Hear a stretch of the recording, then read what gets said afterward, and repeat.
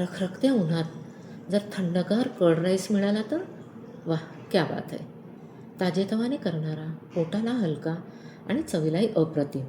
आणि बनवायला लागतात फक्त 5 ते 10 मिनटे. चला तर रेसिपी बघूया. तयार केलेल्या भातामध्ये थोडे पातळसर दही घालून घेऊया. तडक्यासाठी तेल गरम झाले की त्यामध्ये मोहरी, जिरे, हिंग घालू शकतात. उडीद डाळ, हरभऱ्याची डाळ, हिरवी मिरची, तुम्ही लाल मिरचीसुद्धा घालू शकता, शेंगदाणे, कढीपत्ता खमंग तळून घेऊया. शेवटी काजू घालूया आणि हा तडका आपण भातामध्ये मिक्स करून घेऊया. काळे मीठ, डाळिंबाचे दाणे आणि कोथिंबीर हे सर्व मिक्स करून घेऊया. कुठे गोडे राहायला नको. मी कोलम राईस घेतलेला आहे, तुम्ही बासमतीसुद्धा घेऊ शकता. चवीला मस्त आणि बनवायला अगदी सोपा आपला कर्ड राईस तयार आहे.